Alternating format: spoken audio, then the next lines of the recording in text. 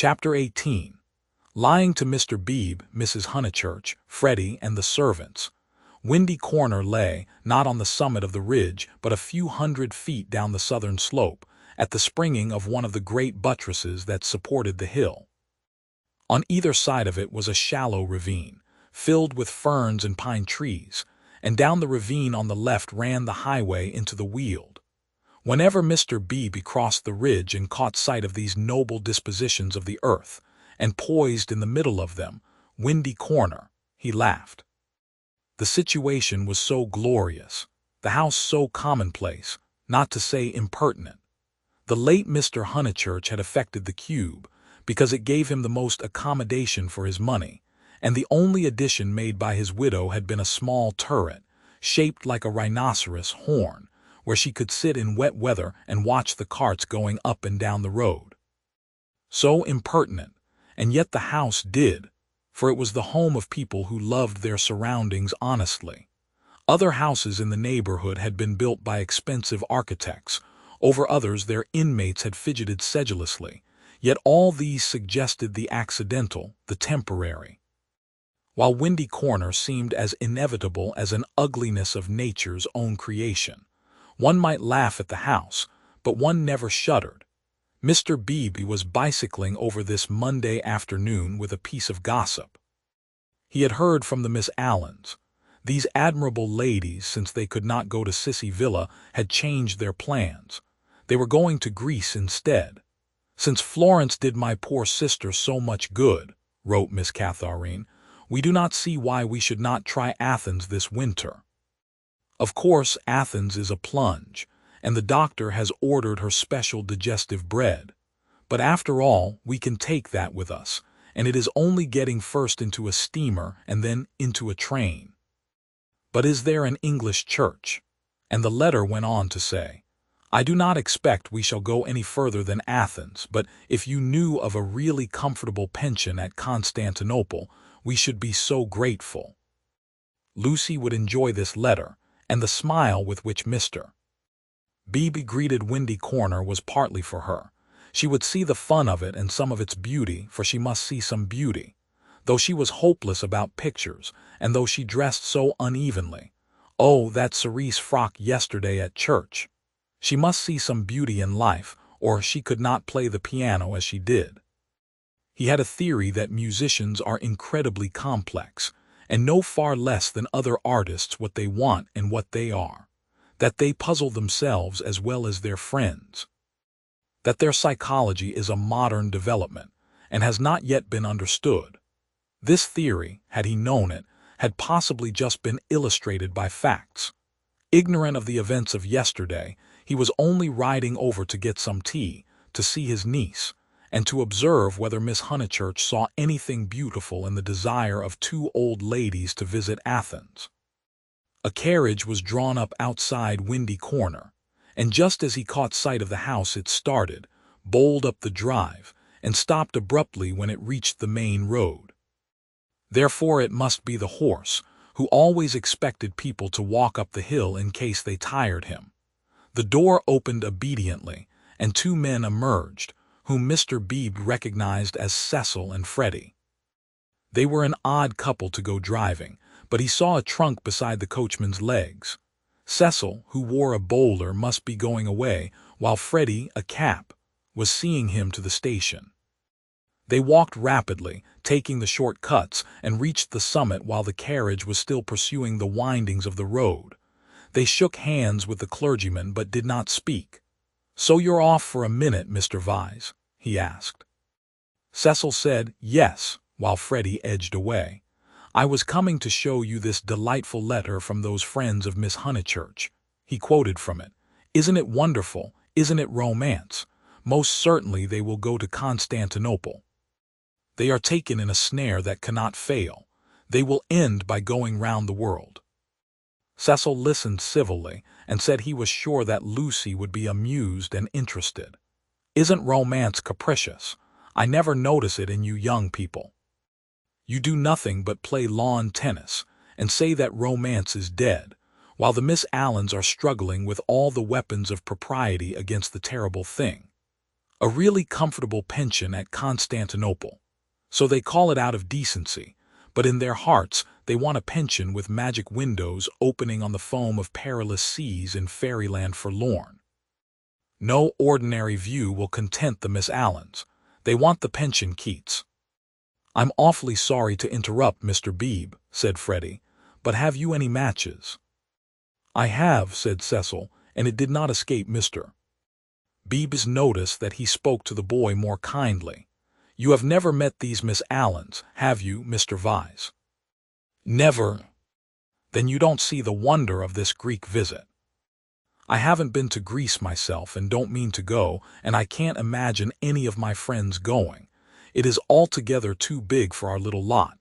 Don't you think so? Italy is just about as much as we can manage." "Italy is heroic, but Greece is godlike or devilish. I am not sure which, and in either case absolutely out of our suburban focus." "All right, Freddie. I am not being clever, upon my word I am not. I took the idea from another fellow. And give me those matches when you've done with them." He lit a cigarette and went on talking to the two young men.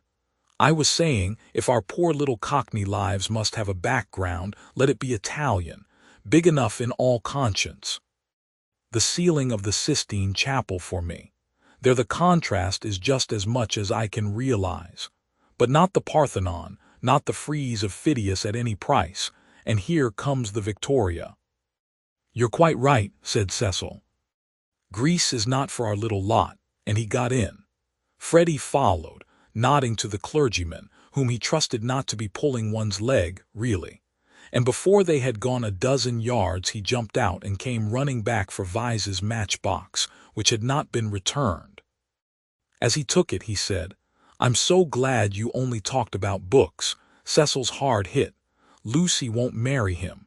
If you'd gone on about her as you did about them he might have broken down." "But when?" "Late last night. I must go. Perhaps they won't want me down there." "No, go on, goodbye." "Thank goodness," exclaimed Mr. Beebe to himself, and struck the saddle of his bicycle approvingly. It was the one foolish thing she ever did. Oh, what a glorious riddance! And after a little thought he negotiated the slope into Windy Corner, light of heart. The house was again as it ought to be, cut off forever from Cecil's pretentious world.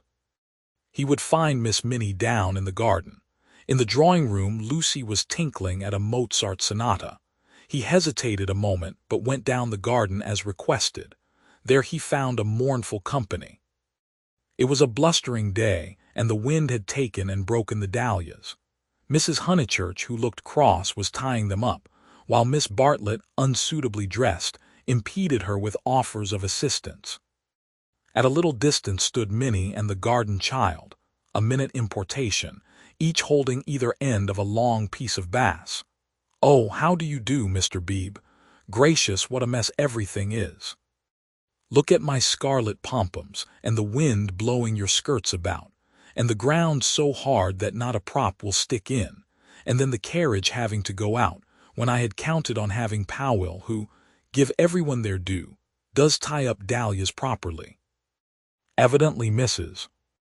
Honeychurch was shattered. "How do you do?" said Miss Bartlett, with a meaning glance, as though conveying that more than dahlias had been broken off by the autumn gales. "Here, Lenny, the bass," cried Mrs. Honeychurch. The garden child, who did not know what bass was, stood rooted to the path with horror. Minnie slipped to her uncle and whispered that everyone was very disagreeable today, and that it was not her fault if dahlia strings would tear long ways instead of across. "Come for a walk with me," he told her. "You have worried them as much as they can stand. Mrs. Honeychurch I only called in aimlessly. I shall take her up to tea at the Beehive Tavern if I may." "Oh, must you?" "Yes, do. Not the scissors, thank you, Charlotte, when both my hands are full already. I'm perfectly certain that the orange cactus will go before I can get to it." Mr. Beebe, who was an adept at relieving situations, invited Miss Bartlett to accompany them to this mild festivity. "Yes, Charlotte, I don't want you do go. There's nothing to stop about for. either in the house or out of it. Miss Bartlett said that her duty lay in the dahlia bed, but when she had exasperated everyone, except Minnie, by a refusal, she turned round and exasperated Minnie by an acceptance.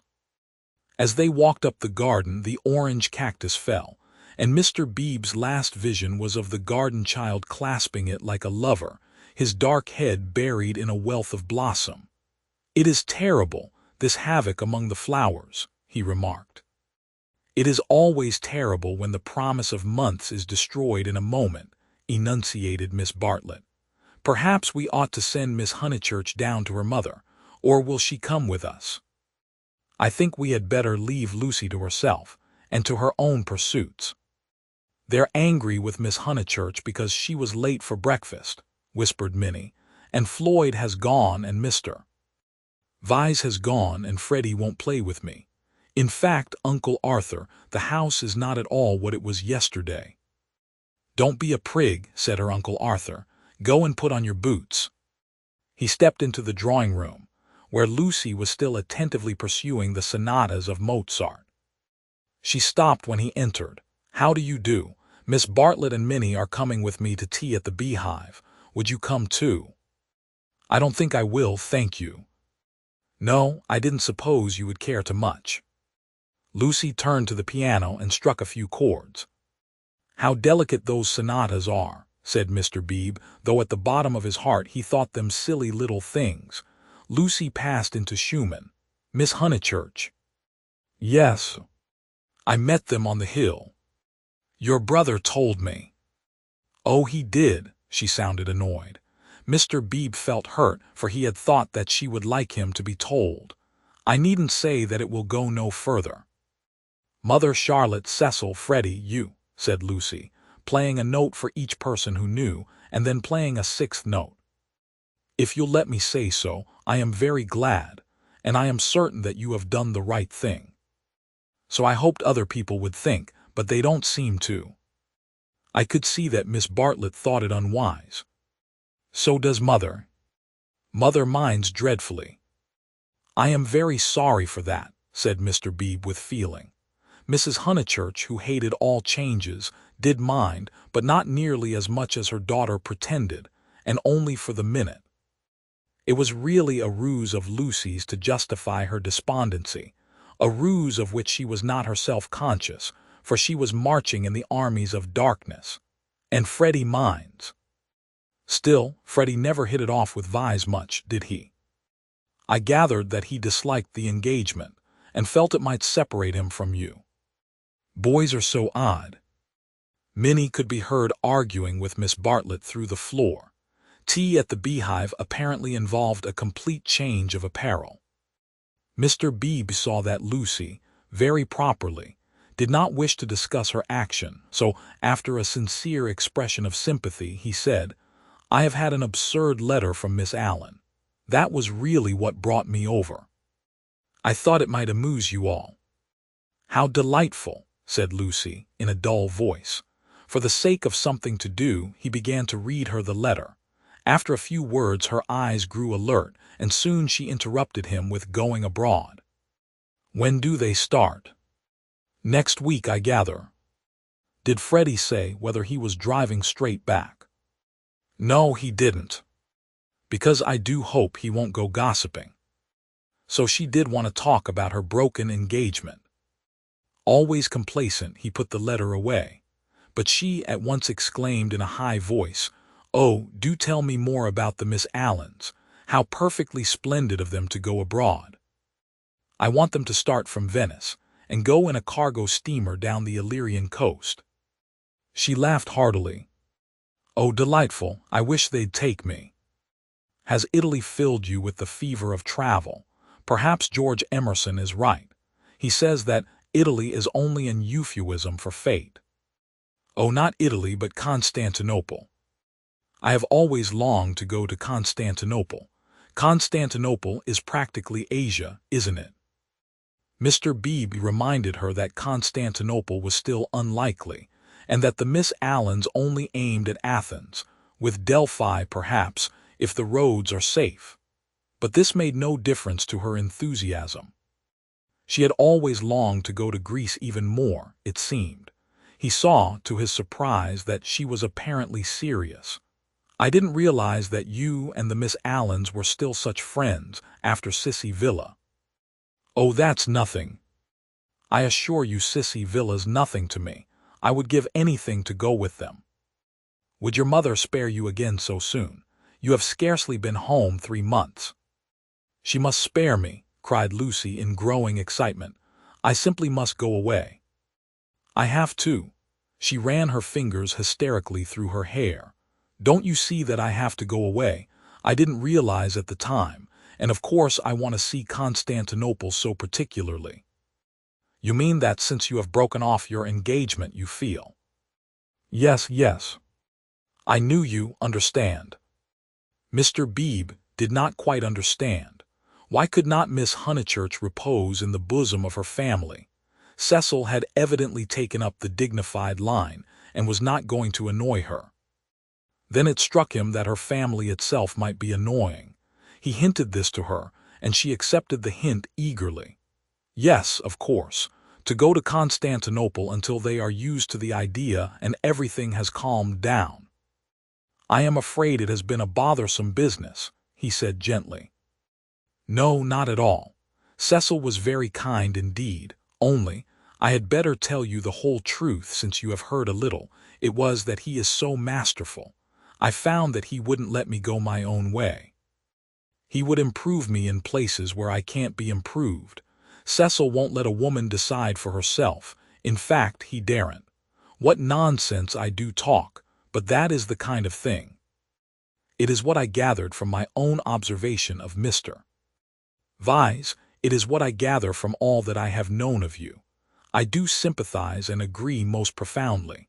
I agree so much that you must let me make one little criticism. Is it worth while rushing off to Greece?" "But I must go somewhere," she cried. "I have been worrying all the morning, and here comes the very thing." She struck her knees with clenched fists and repeated, "I must. And the time I shall have with Mother, and all the money she spent on me last spring. You all think much too highly of me. I wish you weren't so kind." At this moment Miss Bartlett entered, and her nervousness increased. "I must get away, ever so far. I must know my own mind and where I want to go." "Come along, tea," said Mr. Beebe, and bustled his guests out of the front door. He hustled them so quickly that he forgot his hat. When he returned for it he heard, to his relief and surprise, the tinkling of a Mozart sonata. "She is playing again," he said to Miss Bartlett. "Lucy can always play," was the acid reply. "One is very thankful that she has such a resource. She is evidently much worried, as, of course, she ought to be. I know all about it. The marriage was so near that it must have been a hard struggle before she could wind herself up to speak." Miss Bartlett gave a kind of wriggle, and he prepared for a discussion. He had never fathomed Miss Bartlett. As he had put it to himself at Florence, she might yet reveal depths of strangeness if not of meaning. But she was so unsympathetic that she must be reliable. He assumed that much, and he had no hesitation in discussing Lucy with her. Minnie was fortunately collecting ferns. She opened the discussion with, "We had much better let the matter drop. I wonder. It is of the highest importance that there should be no gossip in Summer Street. It would be death to gossip about Mr. Vyse's dismissal at the present moment." Mr. Beebe raised his eyebrows. "Death is a strong word, surely too strong. There was no question of tragedy," he said. "Of course, Miss Honeychurch will make the fact public in her own way, and when she chooses. Freddie only told me because he knew she would not mind." "I know," said Miss Bartlett civilly. "Yet Freddie ought not to have told even you. One cannot be too careful." "Quite so. I do implore absolute secrecy. A chance word to a chattering friend and—" "Exactly." He was used to these nervous old maids, and to the exaggerated importance that they attach to words. A rector lives in a web of petty secrets and confidences and warnings, and the wiser he is the less he will regard them. He will change the subject, as did Mr. Beebe, saying cheerfully, "Have you heard from any Bertolini people lately? I believe you keep up with Miss Lavish. It is odd how we of that pension, who seemed such a fortuitous collection, have been working into one another's lives. 2, 3, 4, 6 of us, no, 8. I had forgotten the Emersons, have kept more or less in touch. We must really give the Signora a testimonial." And Miss Bartlett not favoring the scheme, they walked up the hill in a silence which was only broken by the rector naming some fern. On the summit they paused. The sky had grown wilder since he stood there last hour, giving to the land a tragic greatness that is rare in Surrey. Gray clouds were charging across tissues of white, which stretched and shredded and tore slowly, until through their final layers there gleamed a hint of the disappearing blue. Summer was retreating. The wind roared, the trees groaned, yet the noise seemed insufficient for those vast operations in heaven. The weather was breaking up, broken, and it is a sense of the fit rather than of the supernatural that equips such crises with the salvos of angelic artillery. Mr. Beebe's eyes rested on Windy Corner, where Lucy sat, practicing Mozart. No smile came to his lips, and, changing the subject again, he said, "We shan't have rain, but we shall have darkness, so let us hurry on." The darkness last night was appalling. They reached the Beehive Tavern at about 5 o'clock. That amiable hostelry possesses a veranda, in which the young and the unwise do dearly love to sit, while guests of more mature years seek a pleasant sanded room, and have tea at a table comfortably. Mr. Beebe saw that Miss Bartlett would be cold if she sat out, and that Minnie would be dull if she sat in, so he proposed a division of forces. They would hand the child her food through the window. Thus he was incidentally enabled to discuss the fortunes of Lucy. "I have been thinking, Miss Bartlett," he said, "and unless you very much object, I would like to reopen that discussion." She bowed. "Nothing about the past. I know little and care less about that. I am absolutely certain that it is to your cousin's credit. She has acted loftily and rightly, and it is like her gentle modesty to say that we think too highly of her. But the future. Seriously, what do you think of this Greek plan?" He pulled out the letter again. "I don't know whether you overheard, but she wants to join the Miss Allens in their mad career. It's all I can't explain, it's wrong." Miss Bartlett read the letter in silence, laid it down, seemed to hesitate, and then read it again. "I can't see the point of it myself." To his astonishment, she replied, "There I cannot agree with you. In it I spy Lucy's salvation." "Really, now why?"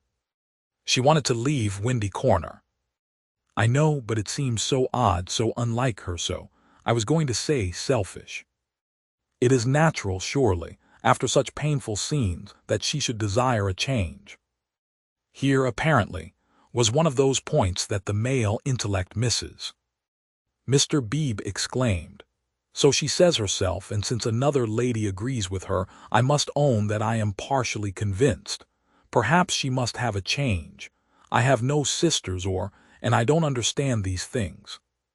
But why need she go as far as Greece?"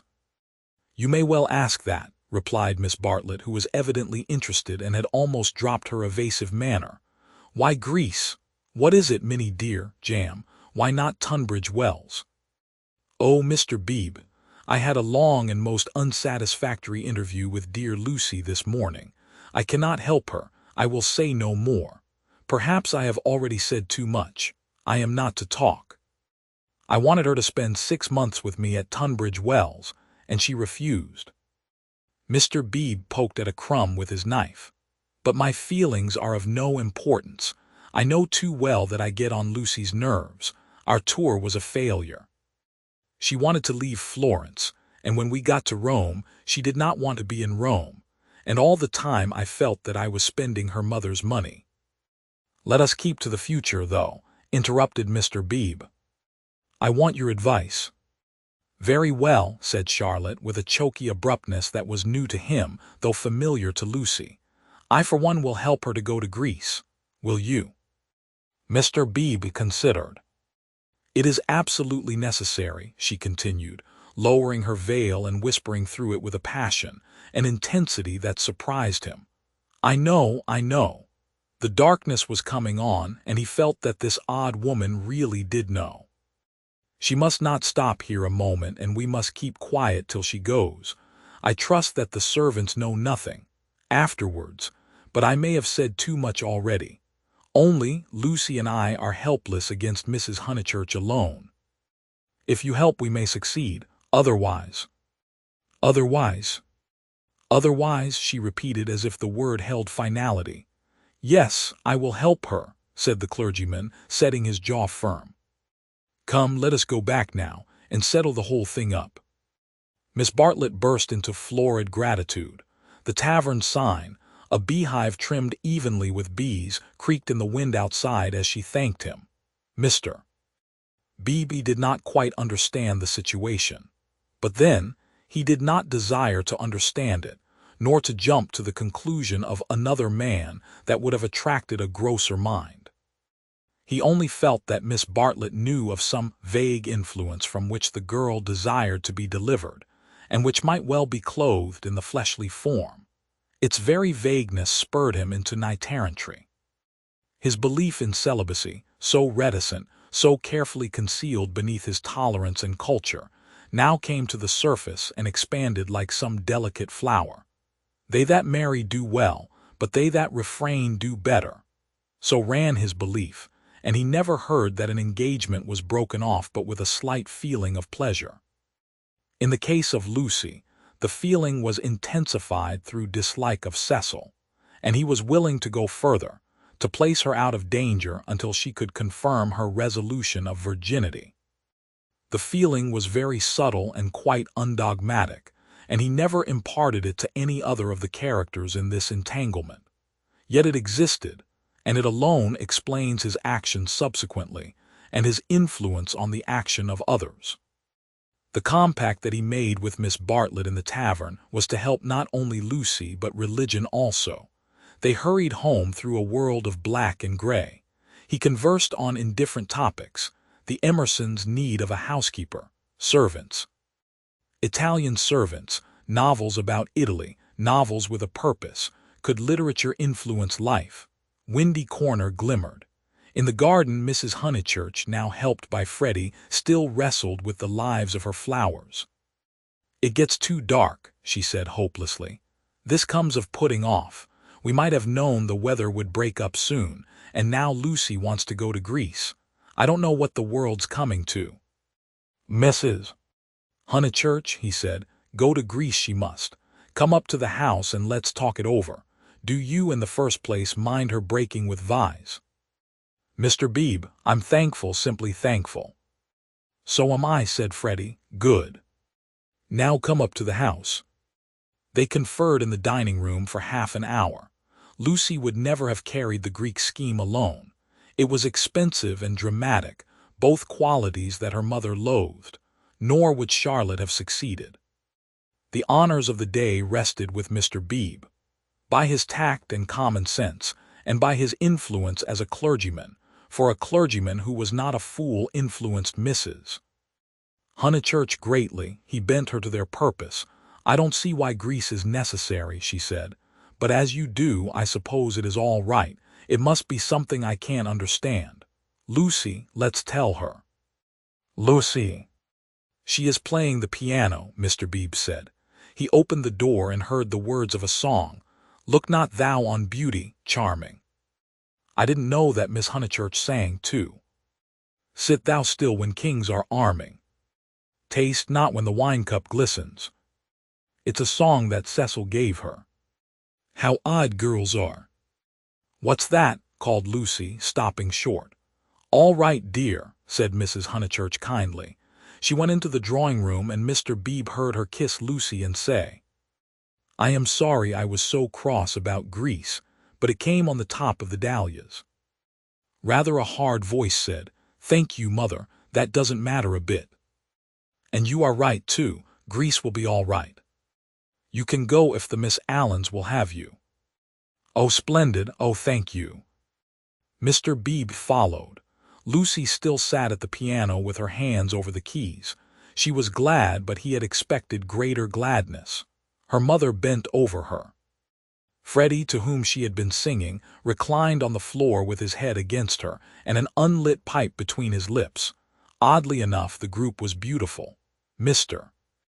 Beebe, who loved the art of the past, was reminded of a favorite theme, the Santa Conversazione, in which people who care for one another are painted chatting together about noble things, a theme neither sensual nor sensational, and therefore ignored by the art of today.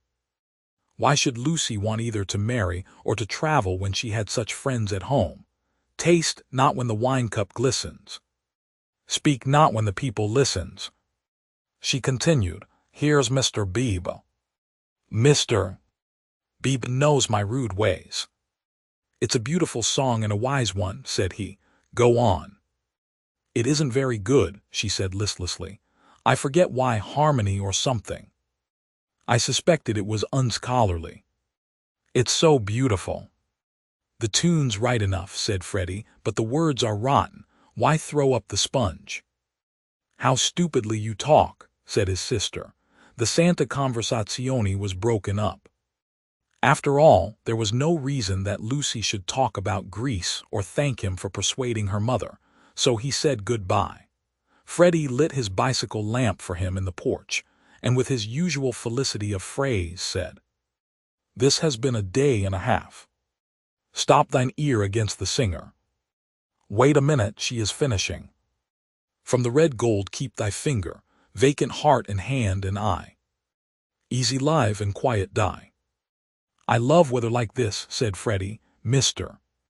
Beebe passed into it. The two main facts were clear. She had behaved splendidly, and he had helped her. He could not expect to master the details of so big a change in a girl's life. If here and there he was dissatisfied or puzzled, he must acquiesce. She was choosing the better part. Vacant heart and hand and eye. Perhaps the song stated the better part rather too strongly. He half fancied that the soaring accompaniment, which he did not lose in the shout of the gale, really agreed with Freddie, and was gently criticizing the words that it adorned. Vacant heart and hand and eye. Easy live and quiet die. However, for the fourth time Windy Corner lay poised below him, now as a beacon in the roaring tides of darkness.